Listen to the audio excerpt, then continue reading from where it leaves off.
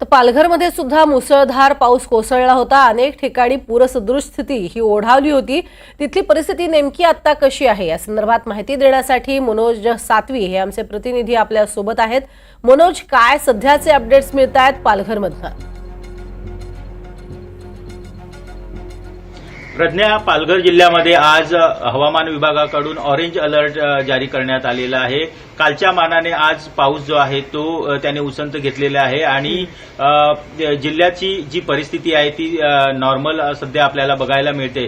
मात्र जिल्ह्यात जी धरण क्षेत्र आहे त्या धरण क्षेत्रामध्ये पावसाचा जोर कायम आहे आणि त्यामुळं मुंबईला पाणीपुरवठा करणारी धरणं असतील किंवा वसई विरार शहर महानगरपालिका आणि मीरा भाईंदर शहर महानगरपालिकेला जे पाणीपुरवठा करणारी धरणं आहेत ती धरणं देखील पूर्ण क्षमतेने भरलेलं आहे आणि त्या धरणातून ज्या नदी आहेत, उदाहरणार्थ सूर्या नदी असेल, वैतरणा नदी असेल किंवा तानसा नदी आणि त्यांच्या उपनद्या, या सर्व नद्यांमध्ये मोठ्या प्रमाणात पाण्याचा विसर्ग सुरू आहे आणि त्यामुळं जिल्ह्यातल्या ज्या नद्या आहेत त्या दुथडी भरून वाहत आहेत आणि त्यामुळं प्रशासनाकडून नागरिकांना दक्षतेचा इशारा देण्यात आलेला आहे। नदीपात्रा शेजारी जाऊ नका किंवा शेतीची जी कामं असतील ती नदीकिनारी असतील तर जो पाण्याचा विसर्ग तो वाढू शकतो आणि त्यामुळं नदीच्या किनारी पूरस्थिती निर्माण होऊ शकते। त्याचप्रमाणे वसई विरार पोलीस आयुक्तालयाकडून देखील या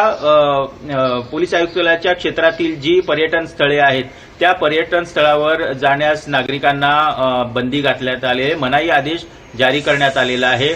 त्या कोणतीही अनुचित घटना घडू नये यासाठी प्रशासनाकडून खबरदारी म्हणून हा आदेश काढण्यात आलेला आहे आणि 7 ऑगस्टपर्यंत हा आदेश लागू राहील। मान्सूनचा जो अति पावसाचा जो काळ आहे त्या काळात हा आदेश देण्यात आलेला आहे आणि त्याशिवाय ही नदी समुद्राला मोठ्या प्रमाणात भरती येऊ शकते आणि जो पाऊस पडतो तो पाऊस पडून अरबी समुद्रात या नद्या मिळतात आणि त्यामुळं खाडी क्षेत्र आहे त्या क्षेत्रात पूरस्थिती निर्माण होऊ शकते, म्हणून प्रशासनाकडून हा दक्षतेचा इशारा देण्यात आलेला आहे। शिवाय एनडीआरएफचे पथक देखील कोणतीही आपत्कालीन परिस्थिती होईल त्यासाठी तैनात ठेवण्यात आलेले आहे।